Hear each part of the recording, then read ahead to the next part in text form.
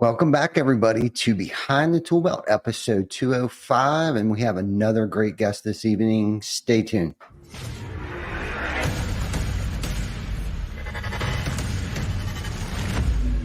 TC Backer. Roofing, siding, windows, gutter, solar. Roofing, siding, windows, gutter, solar. TC Backer.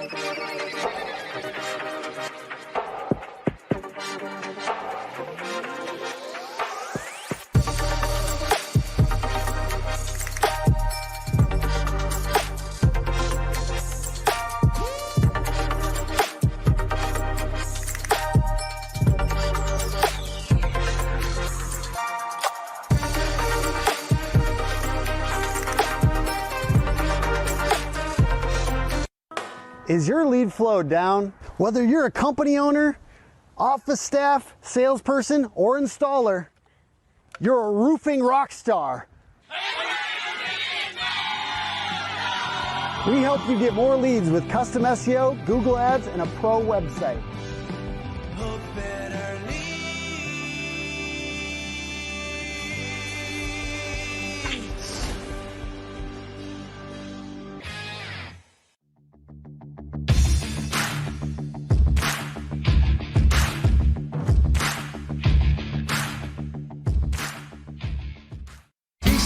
TC Backer.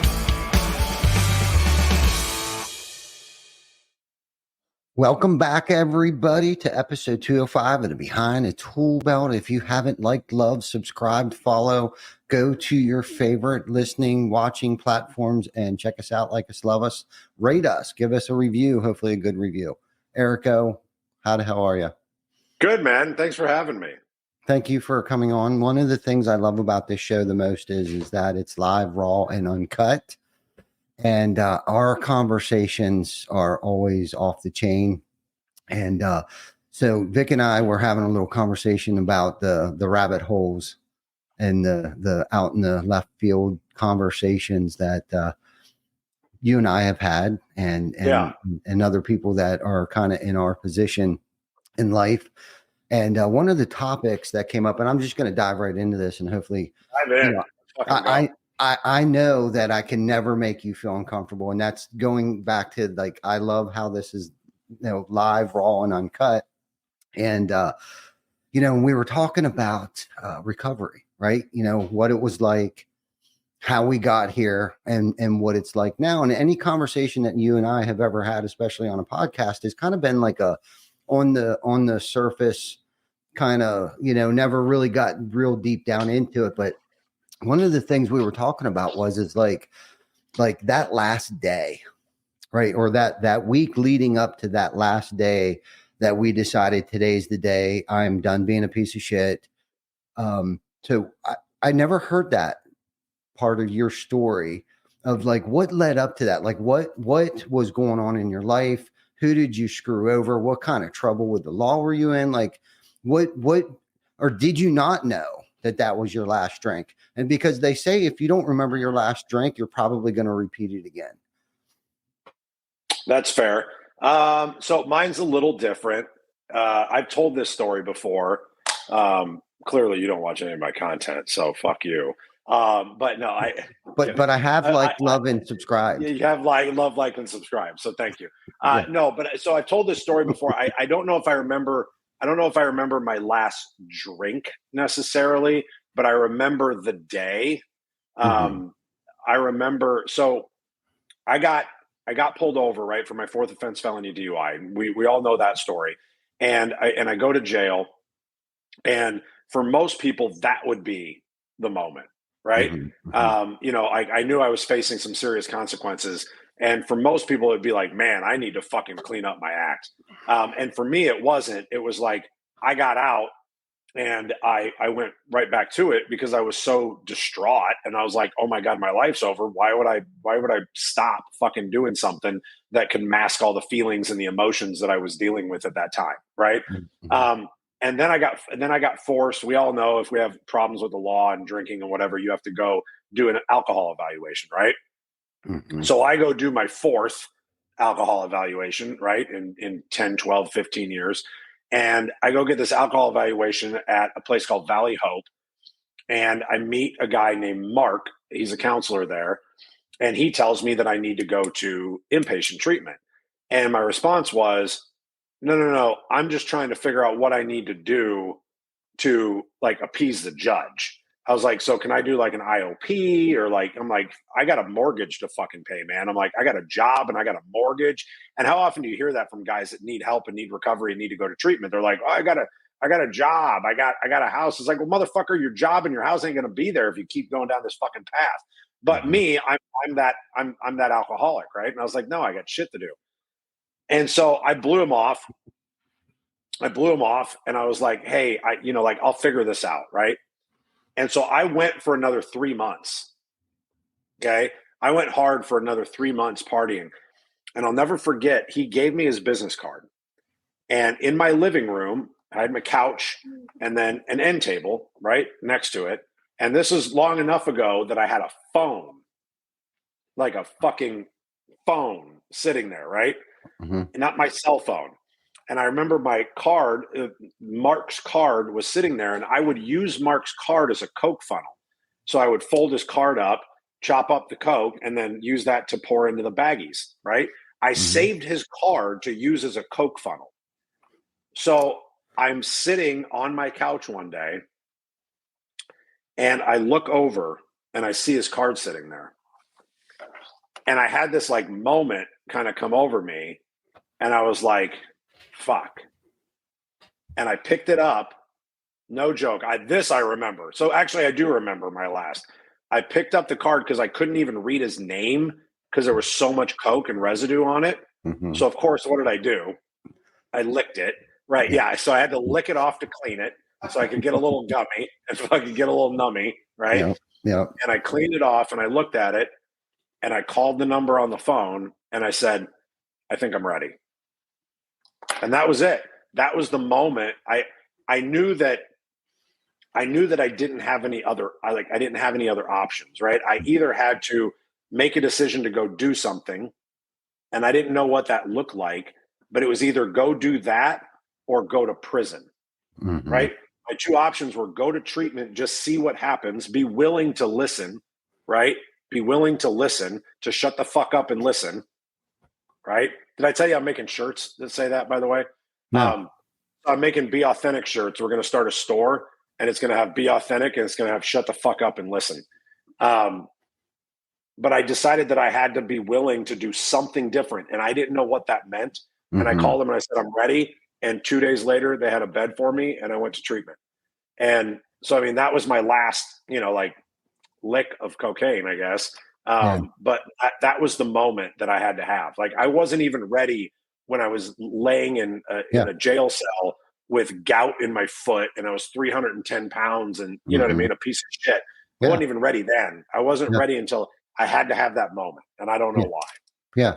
Yeah. And that's what I'm talking about. Like that moment, like what's going through your head and what led up to that, like where you have that decision where do you go to try to score more Coke and keep that run going? Right. Or where it's like, you just decided where I'm tired. I'm broke. I'm done, ripping people off. I'm tired fighting. Yeah. Fighting like that fight. Fired. Yep. I'm tired of fighting the fight, right? I'm sick and tired of being sick and tired. Yeah. Right. I mean, myself. I hate all the isms in recovery, but like every single one of them is true. Mm-hmm, Right? mm-hmm, And there's not one that's more true than I was sick and tired of being sick and tired. I was just a miserable fuck. right. And I didn't want to be a miserable fuck anymore, but I didn't know what that meant. Like I had no idea. I had no idea that this life was possible. No doubt, no doubt. Which kind of leads into the next question, or at least one of them. So you're in rehab now. How long did you stay in rehab? Like 30 days? 30 days. 30 days. You completed it. You got out, and you had all these dreams and aspirations and stuff like that. So what was going through your mind the minute you stepped out of rehab? Like, what was your goal? I relapsed 14 days later. Okay. So you relapsed. You had another moment. Right. Yeah. So I got out of rehab and I came home and I still had a roommate because I had blown my small little retirement fund that I had to pay my mortgage so I wouldn't lose my house. And I had a roommate so I could afford my mortgage payment. And he was still using and he was still partying every night. And that was really bad, right? That was really hard. And I was doing okay. I was going to meetings. I was doing all right. And I had a buddy call me and say, hey, do you want to go have dinner? And I was like, yeah, I need to get out in the world again and talk to people and, whatever. I had gotten some news that day that upset me about an ex or something. And I literally used that as an excuse. And we went out and had dinner. And he said, hey, do you want to run down to our old stomping ground and say hi to everybody? And we did. And we sat down, and within 30 minutes, I said, fuck it. And I ordered a vodka 7. Within an hour of that, I had cocaine delivered to the bar. And then by the end of the night, we had an all-night party at my house that went till about 5 o'clock in the morning. And then that was the moment. Because then I woke up the next day at about noon. I woke up the next day, and I'll never forget this, never, rest of my life. I walked up the stairs in my little Cracker Jack house, walked into the bathroom, and I looked right in the mirror, and out loud, I said, what the fuck did you do? And I was like, you're done. And that was it. And that was the last time I had a drink or a drug. Like, but for whatever reason, for me, I had to have that moment. Yeah. And when I came home, I had my old drug dealer came to my house and said, hey, what are you going to do? Are you going to do this shit? Or are you coming back out with us? And I was like, give me a month. I said, give me a month to see how this goes for me and see if I like it. I go, and if I hate it, I'll call you and I'll be right back out with you guys. And literally he looked at me and he was like, okay, cool, man. Okay. Yeah. All right. I'll give you a month. And he did. And that was it. Like, I mean, most understanding drug dealer you ever met. But that was literally how it went. And that was when I decided, I was like, you obviously can't handle it. Right. I was like, you obviously are built different than other people, and you can't just have one. Yeah. It's just not how you're wired. Right. And I remember, and I brought up this today with Vic, and I don't know if he heard that story or not, but my last moment, it was early in the morning. I was on another run, and I was supposed to be living in Waynesboro, staying with my mom. And that was her first bout with ovarian cancer. So I had moved from York to Waynesboro to live with her. That was a freaking fiasco. According to her, I was there and I was taking care of her, but that was her just co-signing my shit because she was my biggest co-signer, my biggest fan. But so I would run to York to work every day in this 1980 van. This is all I had left. 1980 van. It was white, no air conditioning, no heat, none of that stuff. And I at that time I was trying to get my oldest son into rehab. So I had, damn it, I almost remembered the name of the rehab. I had a folder from them in my briefcase in between the two seats there. And I pulled the folder out. And mind you, this is probably like the sun's just coming up. So it's like 5:30 in the morning. And I found a phone number and I called that phone number and they answered the phone. Holy shit. I told him what's been going on. Hey, I need to get into treatment. Okay, we'll call you back. And it's about an hour drive from York to Waynesboro. And before I even got to my mom's, they called me back and they were like, hey, we'll be there around 10:30 to pick you up. I was like, oh, wow, that's quick. So yeah. So I called my mom up and she lived above a bar. My family's owned a bar for 30 years. So she lives Right. above the bar. So I call her up. I'm like, Mom, I'm coming home. I'm done. I just don't have any more juice in my legs. Can you go down in the bar and get me a 12-pack of Yingling Lager? And if you have any of those Xannies, break out the Xannies for me because I'm done. I'm coming and I need to come down. So she's like, okay. Because again, my mom, biggest co-signer, almost loved me to death. And I get there, I'm hammering Yinglings, I'm popping Xannies and stuff, and they give me a call. I get there, it's probably, I don't know, at this time it's probably like 8:30 in the morning. And it was my dad's birthday that day. And I'm trying to hide from him. I'm back in my mom's room hiding from him because he's there and he wants my help because he's always doing something. He's a busybody. Anyhow, they call me up and they're like, hey, we'll be there in an hour. I was like, holy shit. So they came and picked me up. I called my PO. Mind you, I was on parole at that time. So I called him up and was like, hey, I'm going to rehab. And he was like, okay, that's fine. I was like, but I got court next week. I got some pending charges. He's like, oh, don't worry about it. We'll take care of it. So I go to rehab and I'm heading to the place that I went to the very first time. They had an adolescence side of it or department that I had went to when I was 13 years old. The very first time I went to rehab, I was 13. And so that was the first rehab that I've ever gone to. And it was the last one. And I remember saying to myself that I'm actually going to complete this rehab this time. So I did. I walked through that. I read the first 164 pages. I got like the Client of the Week award, man. Like I was just banging on all 8 cylinders up there. And fortunately, I didn't relapse this time when I got out. But that's kind of like that last moment for me. And I remember thinking to myself when I was laying in that bed in rehab that I know there's something better out there for me. I know that I'm a better person than this. And I am just so sick and tired of letting people down and not doing anything with my life and just creating all this chaos in my family's life, my mom's life, my dad's life, my sister, my brother-in-law, because they tried to 12-step me. And I was just creating all this chaos. But my question for you, Eric, when you were laying in that, I don't know, like that morning and you yelled at yourself in the mirror and you decided at that moment when you got like a week or 2 or a month or 3 months under your belt, what were your goals and aspirations? Like what were you going to do at that moment? Like positive in your life, because you get like that pink cloud that you're on. So if you ever experience the pink cloud, they call it the pink cloud. What was your momentum at that moment? So honestly, like my first year was really tough. I hid a lot from the world. Mm-hmm. And I focused, all I did was focus on work and honestly like and golf. And so like I would literally just go hit balls and I would work.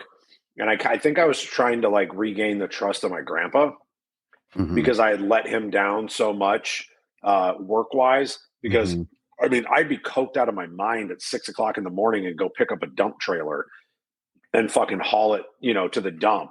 Like, and I couldn't even I was like one eye in it out the window, like, with 8 ton of fucking shingles in the back, right? Like taking it to a dump. Mm-hmm. And I think that first year I was trying to learn, my goal was to learn how to be around people and not drink.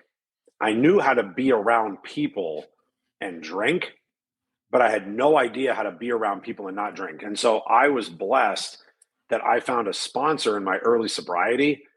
And they always say, like, find somebody who has what you want, right? Mm-hmm. Mm-hmm. And I found this guy who was younger. He was my age, maybe a couple years younger than me, but he had like 2 years of sobriety. But this guy still went out and he still like met people, right? I mean, I was 30 years old. I was divorced twice. I was single.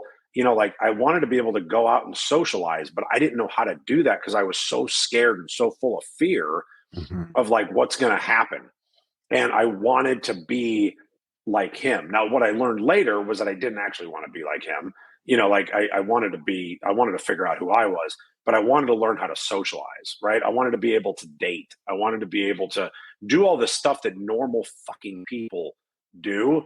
I had no higher aspirations than that, right? Mm-hmm. After I put a year under my belt, then my mind started to unfog more, right? And then it was like, okay, now I want to focus on growing the business and like helping my grandfather financially and like all of these things that he had done for me for so long. Then it became about how do I become a better version of myself in work, right? Because that moment that you had where you're like, I know that there's something more for me, Mm-hmm. but I don't know what that is. I had that when I was young, and I always knew that I wanted to do what my grandpa did. I always wanted to own the company. I wanted to own a roofing company. Like I wanted to do that, but I knew I didn't want to do it like him because Mm-hmm. he worked really, really, really fucking hard, like physically for a really, really, really, really long time, like into his 60s. Mm-hmm. Right. And I was like, I really want to know how to own a business and not own a job. And so like I literally kind of went on a mission to figure out how to do that. Right. And I think ever since then, that's all I've been doing is trying to learn and absorb more because like we're just fucking, like we're nobodies, right? Like I didn't go to college. I mean, I did. I went to college for like 5 years, but like I didn't graduate, like I dropped out of fucking school. I did all those, like nobody'd hire me. Nobody fucking hire me. Um, so like, what are you going to do? You got to fucking figure it out. And I didn't know Mm-hmm. how to do that. So I think that my whole journey after that became how do I almost had a me against the world kind of thing of like, I'll fucking show you to all Mm-hmm. these people that doubted me. I knew that I was destined for more, but I didn't know what that meant. And I'm going to figure out what the fuck that is. Mm-hmm. Right. Because one day I want a fucking billboard with my goddamn picture on it. And they're like, oh, fuck. Well, I didn't think that would happen. Yeah. Yeah. I want to talk about that a little more, that journey there and your grandpa. I was kind of hoping you would bring that part of it because Yeah. that's the journey of what it was like, how you got here. And then of course we want to get into the part of like what it's like today, but that journey, that long journey, that vision that you just wanted to be a productive citizen of society. You wanted to be the best business owner that you could possibly be and not necessarily do it your grandfather's way. So what did you do to become a good business owner, a good entrepreneur? Like what were you listening to podcasts? Were you watching YouTube? Did you go back to school? Did you get a mentor? Did you get a coach? Did you do all the above? What None. did you do? I, I, I watched all the things that he did that I thought were wrong, Mm-hmm. and I tried to do the opposite. Okay. And I always feel really guilty saying that because he taught me so much, right? But I really tried to take all of the negative things and the Mm-hmm. lessons that he learned the hard way Mm-hmm. and tried to figure out how to do the opposite of that. And Mm-hmm. then I went to my first conference, right? I went to my first conference and was like exposed to all of this stuff, Mm-hmm. right? And tried to figure out like, oh my God, there's like softwares and technologies, and like I didn't know what the fuck a CRM was, and like all of these little things. Because I was the old school guy that had everything in a folder in my side door of my truck, and you know Oh what I yeah. mean? Like Oh I yeah. had a printer, I had the mobile printer, Mm-hmm. like sitting Oh in the yeah. back seat and fucking writing estimates and printing them out, and like I had all that stuff, and I was like, I knew that wasn't the way, right? At the time, it seemed like the way, right? And but then I did start doing those other things later, Mm-hmm. right? I started doing these other things later because, like, when I first started kind of running the company on my own, like, we didn't have anything. It was literally just me and my grandpa, right? Mm-hmm. And I had squirreled away like 50 grand, right? I had squirreled away like 50 grand, and I went and bought a property that had an office and a couple of outbuildings. And so I leased the outbuildings to help Mm-hmm. pay for the property. Mm-hmm. And then I had this office building, like old piece of shit in the middle of Omaha. Like, I mean, not where you'd want to be. Right. But I had this building and I'm like, what the fuck do I do with this building? And I was like, I guess I need to put people in it. And so like, I was like, okay, well, what can I hire? And so like, I hired my first runner, and then I hired a guy to do production. And then I hovered over him for a year because I thought I was the only person in the world that actually knew how to do production, right? And I hovered over him for a year. And point, he still works for me today. Longest guy that's worked for me. But I started figuring out how to hire, right? And then I got to a point where it was like, okay, now I started looking for mentors a little bit, and started opening myself up to some type of coaching, because I had been raised in the mindset of figure it out, right? So I have this mentality of like, well, I can figure that out. I don't need somebody to fucking tell me how to do something. And we didn't have YouTube or any of that bullshit back then, right? It was like, no, figure it out. He'd drop me on a job site and be like, do that. And I'm like, well, how do I do that? And he's like, I don't know, fucking figure it out. I'm like, okay.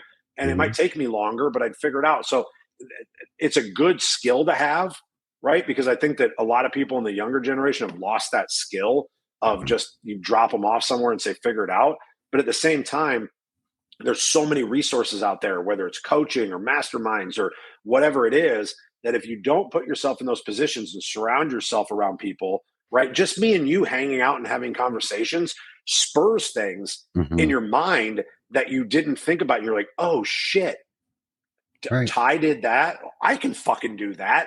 You know what I mean? And like, then you start collaborating and you know what I mean? And like, you start surrounding yourself around these higher level people.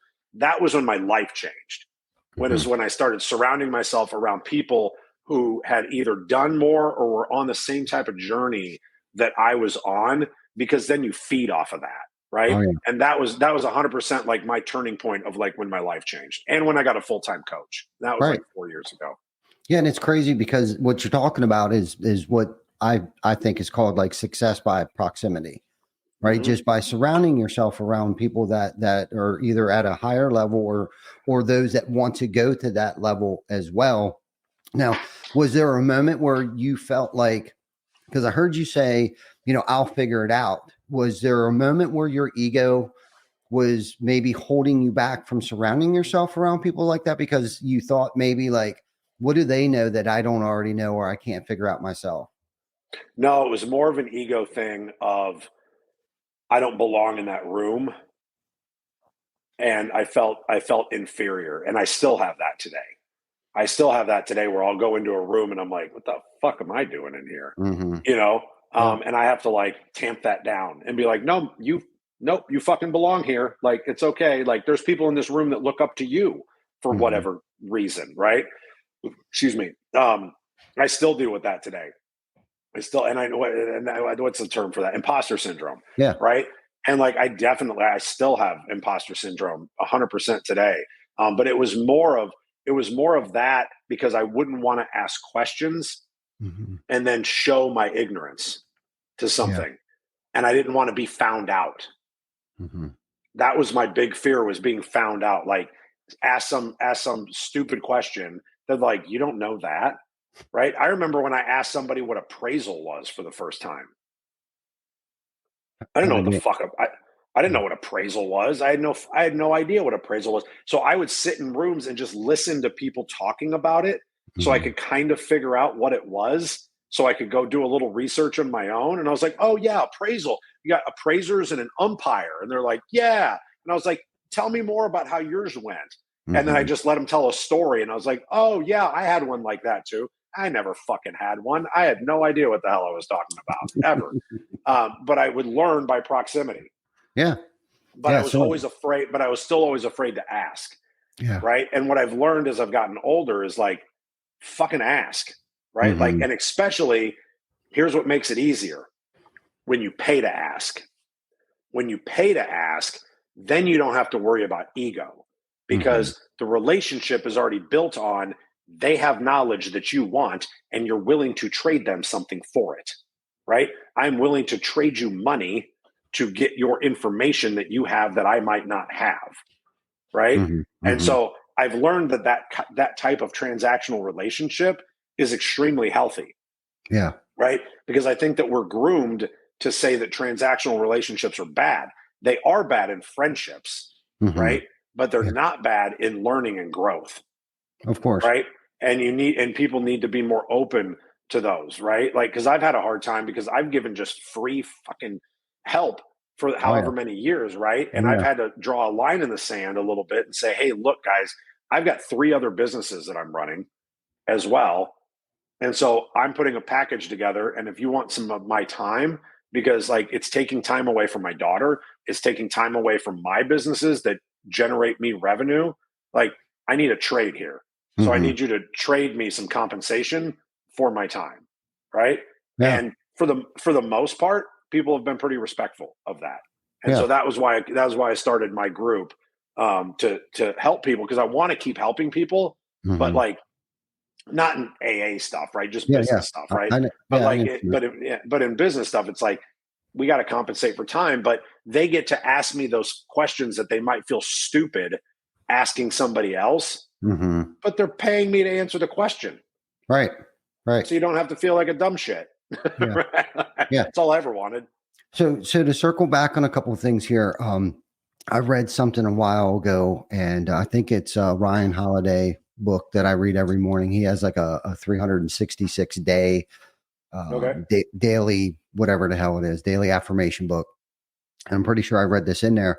And he talks about like creating, most of it has to pertain to children, your children, your family and stuff like that. But I also apply a lot of it to business and how I treat other people. And he talks about creating a why atmosphere. He actually calls it a why child, like encourage your child to ask why. And I think with our generation, we were always told to shut the fuck up. You talk too much. So I think we were scarred at a young age, and I remember sitting in school thinking, I don't want to raise my hand because I'm going to be a burden or I'm going to look stupid. But then the older I got, I realized the person that's not raising their hand is the dumbest person sitting in the room. Yeah. Like I'm at the age now where it's kind of like, I just don't have time to mess around and continue to be ignorant, because that's what it was. I was holding myself back, whether I knew it or not, because I wasn't raising my hand. And the one thing, and I'm probably not perfect at this, but I try to be as approachable, especially here at work or anyone, that way they feel like they can come and ask me any question and or make an error, and they're not going to get scolded for it, because two things, right? They don't know what they don't know, so they need the answers, right? And the second thing is too, people need to make mistakes in order to learn. So there's 2 learning things here. One, I need to be open, I need to be present, and I need to be available, or somebody needs to be available to answer questions, right? The other thing is to allow room for error. Like you have to allow room for error, because with all of the errors and mistakes that I've made, that I consider that experience, right? Through those trials, tribulations, the things that I've put myself through in the past. And that's a whole nother topic. But all of these things that I've gone through, I've realized that this is experience. I've had more failures, and we talk about this all the time, than I have successes. But most of that, you want to know what sucks? Most of that's because I was afraid to raise my hand. So I had to go through all that stuff. So what I'm hearing you say is you want to help people not have to pay the dumb taxes that you've paid, right? But also what I want to touch on too is the experiences that I've experienced and the pain and things that I've put myself through in the past, I feel like have allowed me to also put myself in uncomfortable positions today. Like you were talking about, like that imposter syndrome and stuff like that, because I've gotten comfortable with, and we talk about this as it's starting to become a catchphrase here lately, is becoming uncomfortable with being uncomfortable, being comfortable with being uncomfortable. Okay. So I always think to myself today, and this is where I think we're those of us that have had the past that we have an unfair advantage, because I can put myself more likely today into an uncomfortable position, because there is nothing that's as uncomfortable as that drive down Route 15, calling my mom, telling her to get me two 6-packs of Yingling Lager and calling a rehab. Like that's really uncomfortable stuff. So what could be any worse than that today? especially going into a room of people that have gone places where I want to go today. Yeah, 100%. I think the only caveat to that, because I've thought of that and I agree with you, because like what can you do to me that I Yeah, haven't already done to myself, right? right. My caveat to that is I've got an 8-year-old daughter. And that's where my risk adversity sometimes goes a little lower, Mm, because I think, wait, it isn't just me, anymore. right? I put myself in that weird. So like then there's that. Then it comes back to that balance again, right? Hmm. Because if it's just me, fuck, I don't care. If I lost everything, I could sleep on a fucking piss filled couch like I did for 20 years, Hmm. like in some shithole little shit box. But I can't let my daughter, Yeah. right? So like as we get older and responsibilities change too, Hmm. I think that changes our mindset a little bit on that, if that makes sense. Hundred And percent. that isn't to say that to disagree with you. No, It's no. just you know what I mean, 100%. The difference today is that your thinking isn't as selfish either. right? You have other people and you have other obligations, but your thinking is much healthier today to make better decisions, especially when Right. it comes to that form of gambling. I call that, sometimes we Yeah. gamble in business, right? But your educated guessing is more brilliant than it was Yeah. Yeah. 14, Way 15. more significant. Yeah. Yeah. Yeah. We're definitely more likely to not crap out. Yeah. Yeah, for Yeah. for sure, for sure. Okay, so you're working your way, you're up through the ranks on your grandfather's business. You're gaining his trust back. Let's touch on that a little bit more. Like, how long did that take before he was like, okay, I trust you again? Was that 6 months? Was that 12 months? Was that 3 years? Not terribly long. He came to me pretty shortly thereafter, maybe 6 months later, and told me like, you were a year away from me having to let you go. And Mm, I was like, let me go. I'm like, fuck you gonna do if you let me go, right? Because I was very arrogant, and I mhm, was like, mhm. what do you go? I'm like, I'm the only fucking guy that does anything around here. But like it got to that point, and that was when I that was definitely when I made that decision that I needed to keep moving forward, Mhm, right? If that makes sense. mhm. Tell me the original question again. Um, I guess that how long did it take before I guess your grandfather started to trust you before he started to Yeah, turn the reins over to you?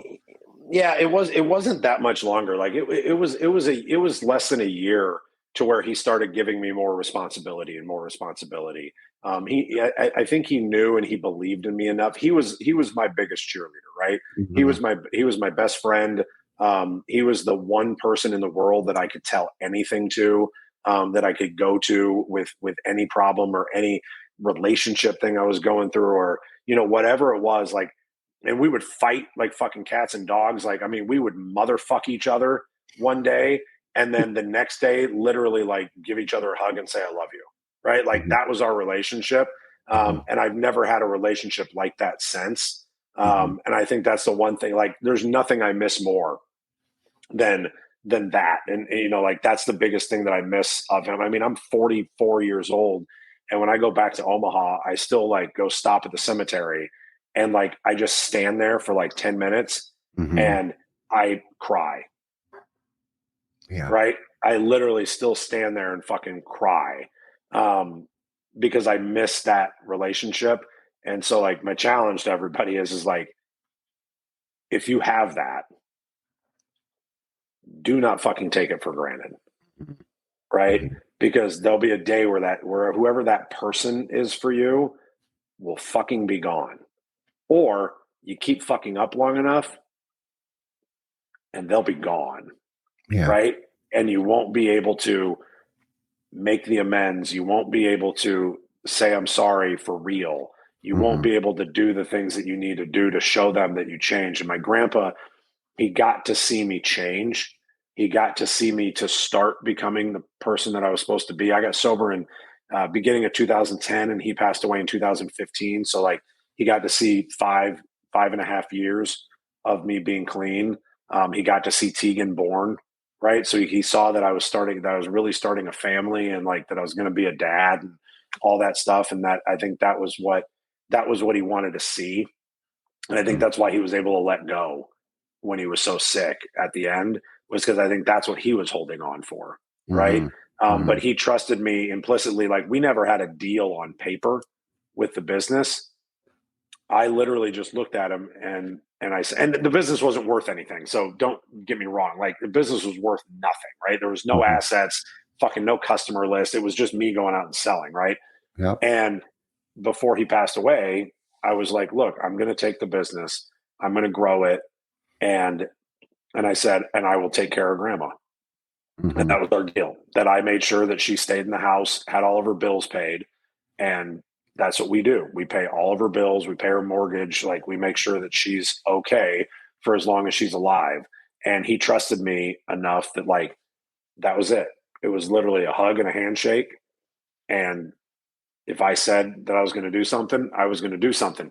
5 years before that, that's not what it meant. Right. If I said I was going to do something, I did not do it.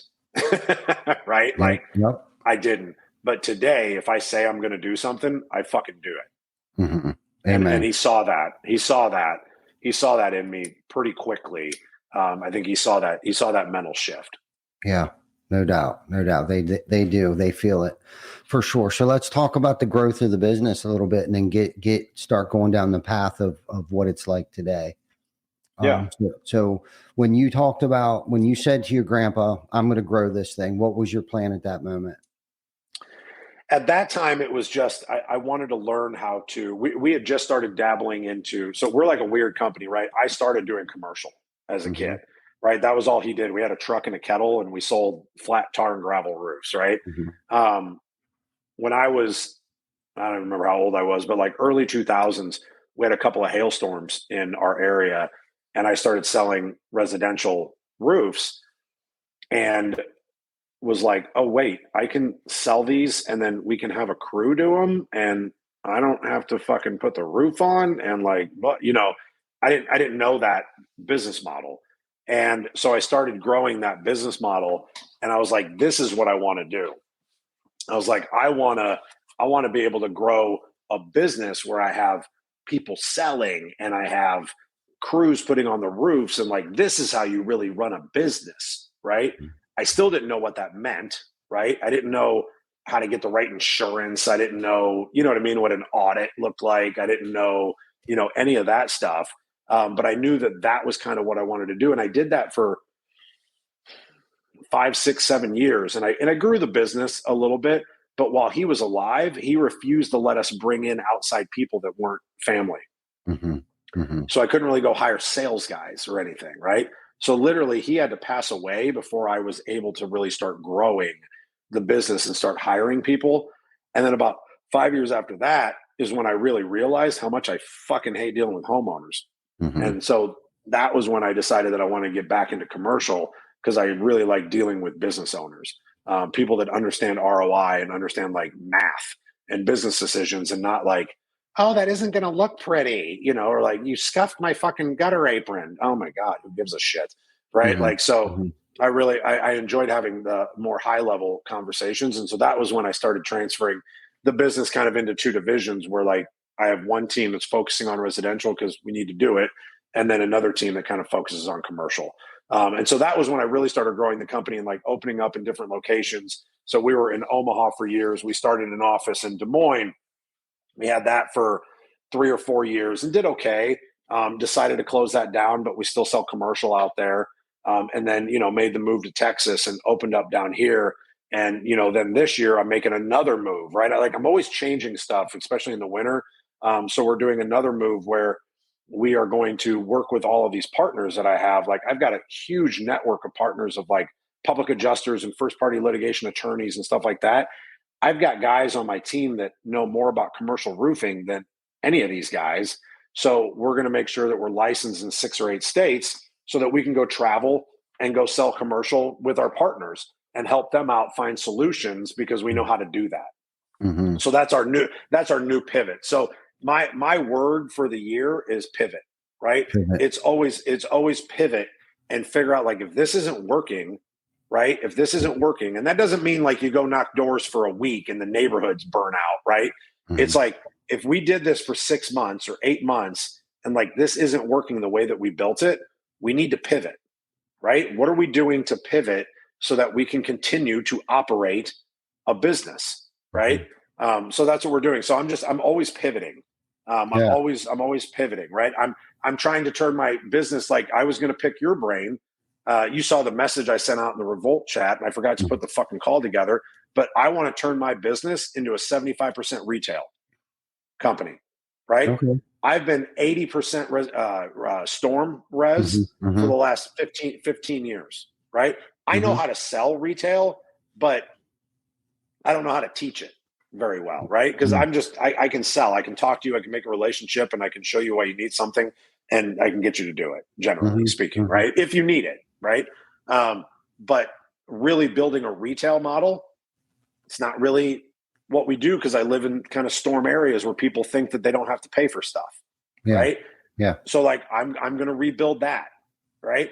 But I'm still the guy that says, well, I can figure it out. I don't need to call Ty. Yeah. Right. And even though I know you run a super fucking successful retail fucking company, right? Yeah. And I have no idea. You called me one day and asked me about storm stuff. I don't know. Was that hard to call me? No, not at all. Right. But it was still hard for me to reach out.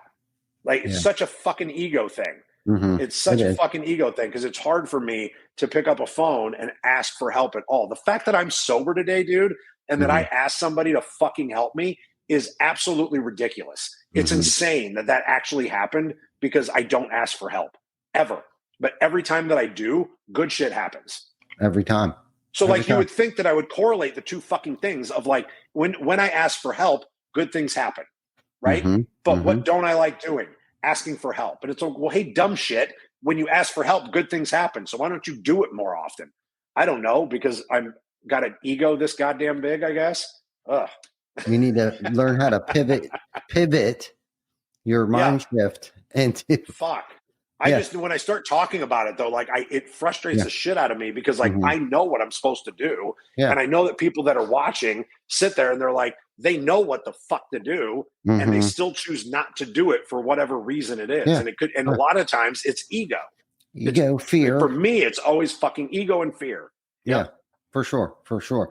You know, and like I said, I guess you get to a point where it's, you know, me, I'm an instant gratification kind of person. So I think that's why I called you up. I asked you a couple questions about, I think it was your CRM and storm stuff twice. I called you a few times. About things. And it's like, because I need to know, we need to know these things. And I know you're not going to make fun of me. Then most people, this is the thing, they enjoy sharing their knowledge with people.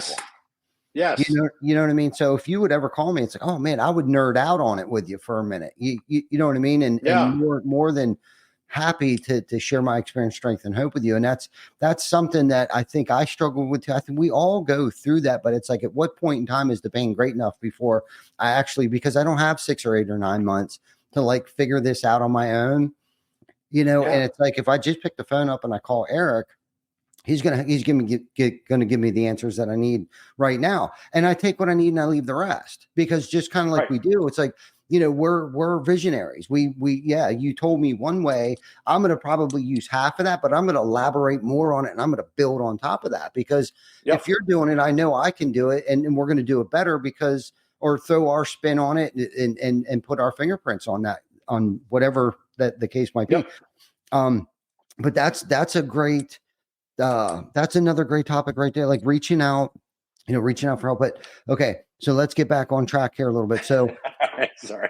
Great. No, that's okay. Your grandfather passes away. What we do. Passes away. You told him, you know what? I'm going to grow the business. I'm going to blow this thing up. I'm going to take care of grandmom, you know, until the day comes that she doesn't need to be taken care of anymore. And okay, so we're here today. So today I hear you talking about you're going to pivot to a different direction, go to a retail model. You're hooked up with a bunch of attorneys. You're going to start getting licensed in 6 or 7 states doing commercial work. Okay. So, and then you're also developing a cult-like culture. What are you doing? A mastermind, a call? Tell us a little bit about. That's a good question. So I didn't know what the fuck I was doing. So I I had this vision about a year ago that I really wanted to do this underwater mastermind group for people that love to be in the water and love to scuba dive like I did. And I didn't know what that looked like. So that was my first idea, right? And then I realized I had done this, I had come up with this concept of the team method, right? Of how to create a cult-like following inside of your company by utilizing the team method, by instilling trust, empathy, authenticity, and meaning into your people. And I didn't realize that that was like how I taught and how I led. And when I realized that I did, and again, I didn't have any of these revelations before my coach, right? My coach taught me that this is what I did. So I started doing, these keynotes and speaking about it. And I got all this amazing feedback. And I had people who were like, man, I took fucking notes and I started implementing this and blah, blah, blah. And I was like, well, what else do I do with that? Because you can only go on so many stages and tell the same speech so many times, right? Or change it a little bit and get on another stage. And I was like, I want to be on I want to be able to help more people, right? So I decided to start this cult culture movement for people that are of the same mindset, that the people in their company are the most important thing in the company. It's not the client, it's the people, because the people are the one that are touching the client. And if we build this certain culture inside of our company of trust, empathy, authenticity, and meaning, and we build these things inside of our company, all the other stuff is going to take care of itself. So I built out a group and we started selling memberships for it. And so we do group calls twice a month. Starting in January, we're going to have 2 other calls a month that are going to be Ask Me Anything calls. So on the 2 group calls, I literally run a fucking AA meeting, Ty, and I bring a topic and I talk about it for like 40 minutes. And I told everybody, I'm like, guys, I'm going to run this like a fucking AA meeting because that's how I know how to run calls. And I bring a topic and I talk about it, about culture, whatever it is. And then we go around the room, see how we can help everybody. And then for the guys that really want to dig in, because there's guys that like, you can only get so much in a group setting. And then for the guys that want to dig in, I'm going to offer private coaching for those guys. So I've got a few guys that have already signed up for that. And some of them want to talk roofing. That's fine. I know a lot about roofing, right? Some of them just want to talk about culture. Some of them want to talk about personal shit, whatever it is. But I'm spending that time. And then if you're already in that group, you get first right of refusal to go on our trip. So our first trip is going to be in April, and we're going to Grand Cayman. And I put my dream together of putting together a group of men to stay in a fucking 11-bedroom mansion on the ocean. And my brother-in-law lives there. We've got a boat chartered for 3 days where it's just us. And we're going to go out on the boat, dive. We're going to do some trust exercises. And we're just going to be with each other. It's not going to be fucking days of content and speakers and all that kind of shit. It's going to be us sitting out on a veranda, connecting and getting to know each other better and smoking cigars. And I'm going to have a private chef there and eating amazing food, and then get up in the morning and go dive and go, do whatever it is that we're going to do to like have the experience. Because how do we bond? We bond through experiences or trauma or exercising or exercises or whatever it is. And I want to facilitate that because I had other people facilitate it for me. And it changed my life. But there was always moments where I was like, man, if this was mine, I'd do that. Right. Or, and not saying like what they were doing was wrong or not good. It was just, man, I'd love to put my spin on this. Right. So that's what I'm trying to build right now.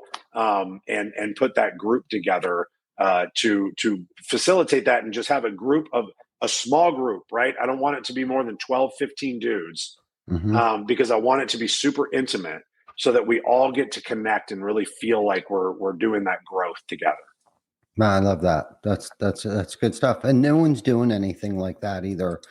And I know who you are, and I know you're not doing it for the money. You're doing it for the impact, because I heard you say it like, how can I reach more people? How can I get my message out there?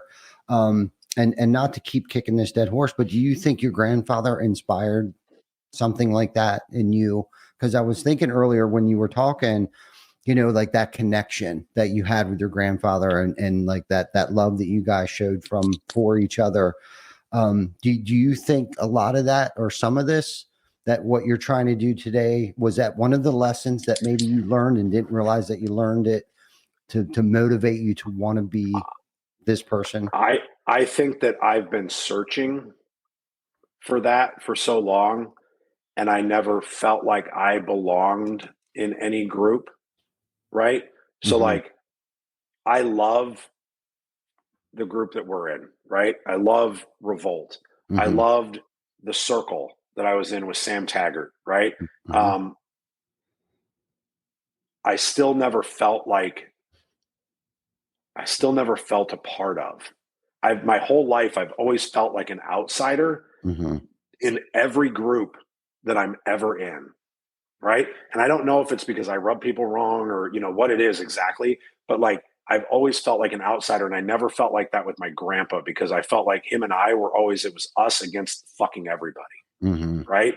And so the only time I've ever really felt part of is when I made something of my own, right? It was why we started Roofers in Recovery. Mm-hmm. And so I was like, I want to start something that I can hopefully give the people that are in the group that feeling of belonging Mm-hmm. that I yearn for so much. And if I can give them that, then I fucking won, Mm-hmm. right? Then I fucking won. Because like you said, I ain't doing it for the fucking money, right? Like the Mm-hmm. money I fucking charge barely covers my fucking time, Right. right? I am not getting fucking rich doing this. Mm-hmm.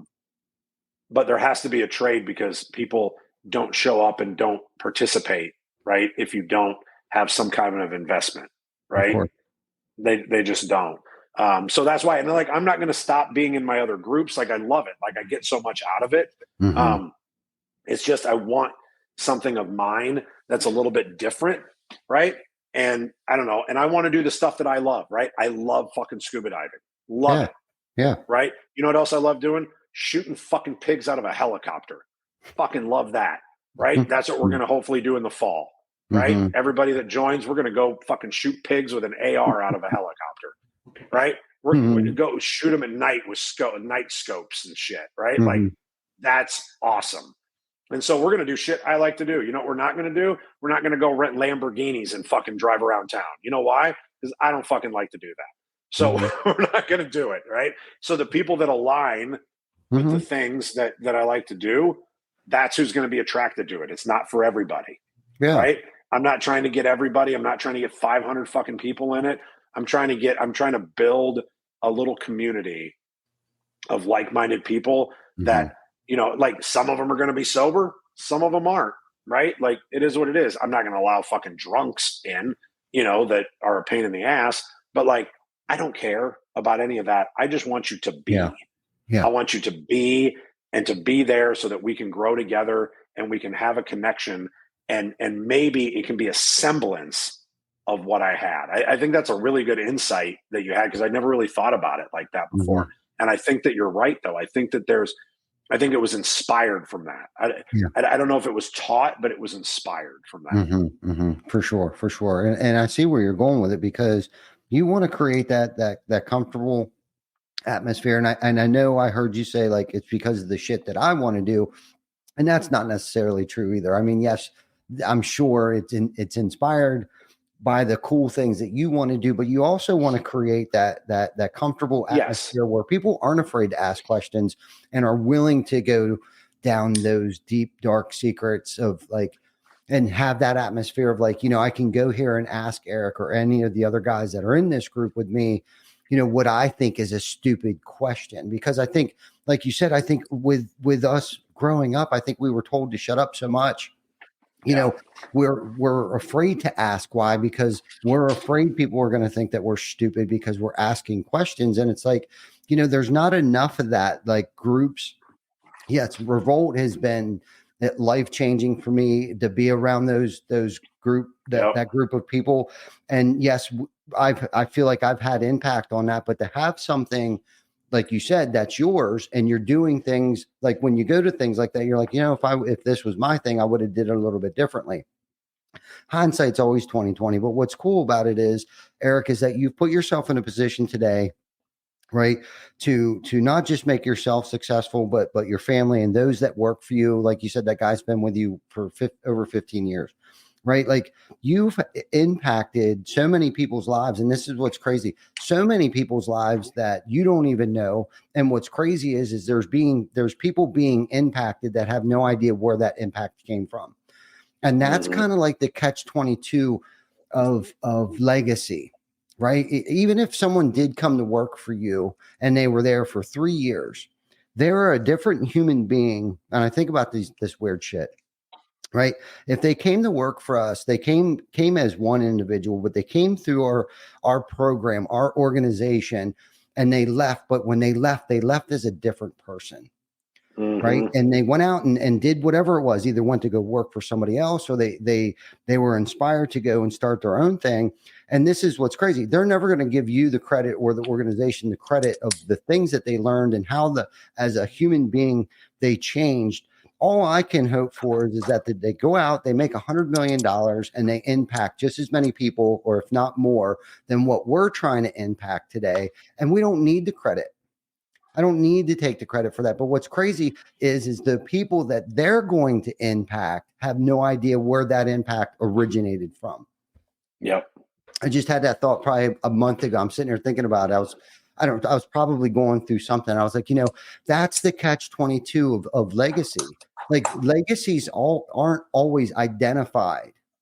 Right? Like, if I died today and there's people in Uganda that are probably being impacted by us visiting Uganda a month ago, right, that don't even know where that impact came from.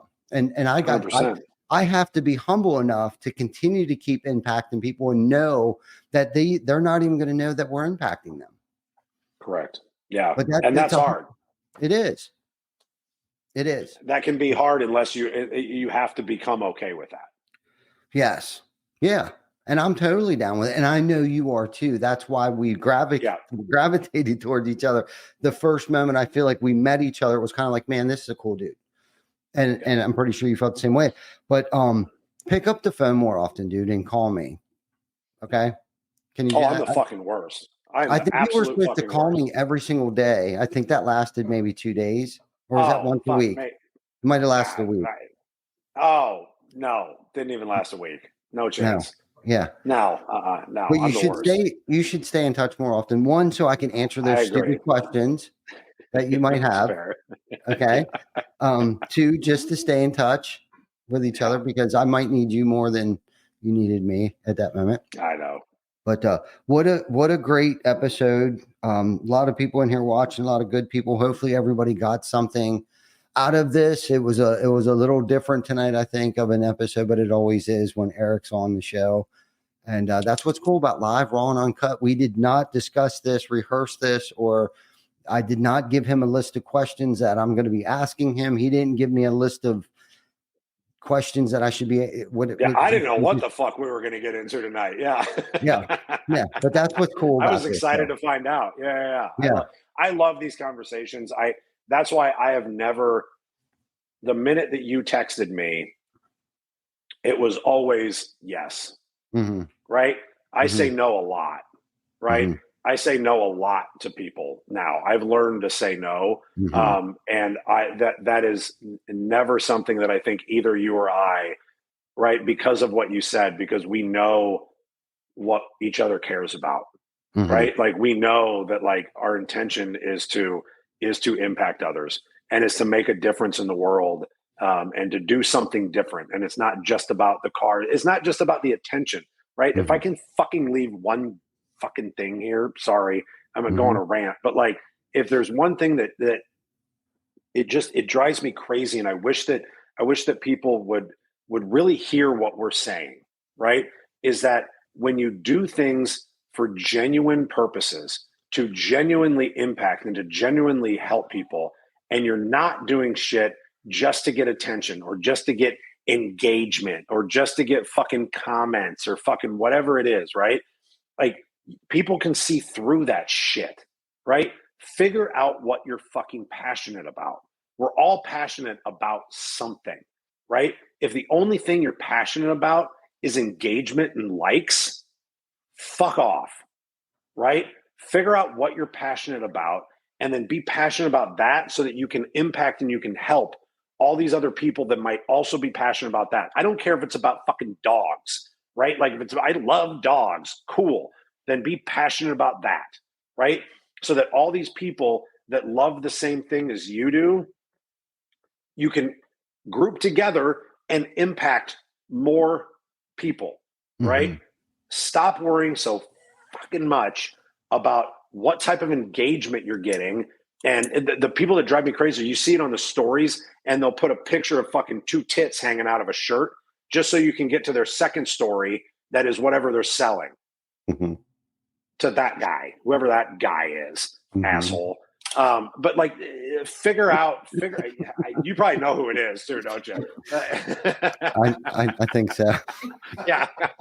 Fucking hate that guy. But you still got to click and look. It works. Yeah, it did, but it makes me angry every fucking time. Every time, it's like, are those really tits? Nope, not tits. Fuck. No, yeah. But I wish people would hear what you're saying. I wish people would hear what you're saying of like, be passionate about something and get that out into the world, because then you're going to really be doing something. And I'm not perfect at it. I'm not great, right? I got to look in the mirror every day and be like, hey, why are you doing this? Right? Are you doing this because you want to help people or because you want people to pay attention to you?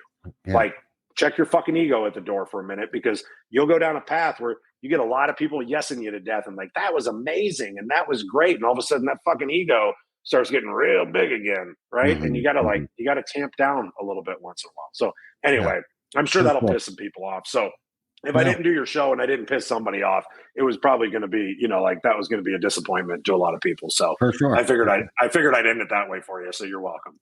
Thank you very much. And thank you for everyone for hanging around and listening to us jibber jabber about the stuff that we love and that we're passionate about. And you're absolutely right. It's like, you got to make sure your motives are right. It's about the impact. And that's kind of how I that's what makes me not nervous to get on a stage or get it in front of a group of people is, it's not, none of this is about me. It's what can Vic get out of this? What can anyone out here listening? Maybe there was somebody struggling and they're like, man, if those knuckleheads can do it, we can do it too, kind of thing. And that's the whole point of doing the podcast or any kind of engagements, speaking engagements or whatever, or even the positive post that I post. It's not about the likes, the comments, the loves and the shares and all that stuff. It's really about like, we're human, we go through shit too. But I'm here. If you need me, I'm here. I'll always be here. And my intentions, Jana's a good one to help keep my ego in check, to make sure, are my intentions to do this, this topic, that speaking engagement or whatever. But when we were at RoofCon, I would be lying to you if I told you I wasn't nervous about my breakout or even being up on the main stage for the 8-figure CEO. But I tell you what happened to me was I was sneaking upstairs to go to the bathroom because I'm a weirdo like that. And when I came out of the bathroom, did you have to take a shit? I had to take a shit. Yeah. Oh, okay. All right. Yeah. Then I get it. Yeah. All right. So instead of running across over to the hotel, I found a nice little private bathroom upstairs. So anyhow, I saw these. I came out of the bathroom and I saw these two kids, and they had their I don't know if it was a Revolt notebook or whatever notebook that they had, and they were both like reviewing each other's notes. Man, and I was like, that is why we're here. This is why we're here, because of those two kids that I don't know if they're brand new entrepreneurs or if they work for a company, but that's why we were there. We were called to be there to spread our experience, strength, and hope, and our knowledge, and like get the message out there and improve the industry, because that's where it's at. I mean, we have, I feel like we're making a change. We're making a difference from that old school mentality of any kind of trade. Like, we're trying to make it a better and make it into a career and take care of families and change lives is what we're doing. And this really has just become like the vehicle for us to be able to do what it is that we're so passionate about, because of an experience that we had with a loved one from previous life. You know what I mean? Because like that's why I asked you that question earlier, not to go off on a tangent here, but my mom, when she passed, there were some big shoes there to fill. Instead of me boohooing and falling into a dark place, I picked that torch up, man, and I ran with it tenfold. You know what I mean? It was like, we're going to do this, this, and this. She was involved. She devoted half of her life to charitable events and just doing all kinds of incredible things. And it's like, you know, like, and she drug us kids everywhere with her. Santa's Breakfast, the Exchange Club, the Red Hat Ladies, the Scarlet Ladies, the Chamber of Commerce, like all of these events that she organized at her own expense just to make an impact on the local community. And it's like, dude, what we do is just a drop in a bucket compared to those that came before us that showed us the way that like none of this is about any of us. It's about everyone else. We were here and put on this earth to serve. Bottom line, end the discussion. You know, I had that same moment at RoofCon, by the way, when I knew why I was there, right? I wasn't there to film podcasts. I wasn't there to fucking meet somebody. I wasn't there to, you know, network or whatever it was. I don't know if you heard about this, but when I did my breakout, we did a little exercise and I made them turn off all the cameras and all the mics so that nobody would feel uncomfortable sharing. And we made everybody in the room share and be vulnerable. And at the end of it, there was a woman that stood up and literally shared about how she was abused as a child. Mm. And I don't know if that's something that she normally talks about, but like she started crying and literally told the story to a room of, I don't know how many people fit in those rooms, 150 people, maybe 200 people. And it was full, like it was back to the wall standing room. And she shared that story with everybody in that room because we were connecting. Right. And I walked out of that. And I was like, I remember I walked right past Hunter when I walked out and I said, hey man, that's why I was supposed to be here. Just so you know, that moment right there is why I was supposed to be here today. Like that made the whole trip worth it right there because that happened. So, and that, to your point, is what I want to facilitate more of with us, with our friends, with our groups, with everything, right? I want to be able to facilitate more of that because that's how we get to connect as humans, right? That's why we're here. We're not here to just live, work, and die. We're here to figure out how to connect with these other humans. And so I will commit to doing better at calling you. And you will fucking do the same thing because you're not any fucking better. I know. So thank you for bringing both points up. Yeah. But I'm going to do better at that because I care about it, right? I care about our relationship.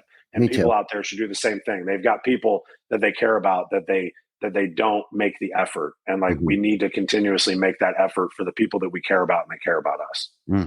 For sure. I'm glad you brought that up because I meant to ask you about your breakout because I heard everybody was talking about that. The yarn that you had to connect everybody. It was deep stuff. And I sadly regret missing it. I don't know what our breakouts may have been at the same time. I don't know, but something I missed, somehow I missed it. But anyhow, I'm sure at some point in time, I'll get to see it. Hopefully I get to see it. But if not, I know. Well, maybe, or you could come to Cayman because we're going to do the same type of thing there. We might. I might. You never know. Okay. There's no we. This is a men's only thing. Jana's got to stay home. That's okay. Yeah. Okay. Yeah, she's watching. So okay. Sorry, Jana. I'd love to have you, but no women on this one. No women. No. Good stuff. another great episode, Eric. Always a pleasure. Thank you. We're going to stay in touch. That's a promise we're going to make to each other. And thank you, everyone, for tuning in. Like, love, subscribe to our other platforms, Spotify, YouTube, Google, Apple, all that good shit. Check us out on the replay because this was a banger that you should probably listen on the way to work tomorrow morning and at lunchtime and on your way home from work. So anyhow, love you guys. Thanks for tuning in every week. And we'll catch you next week for episode 206. Have a good night.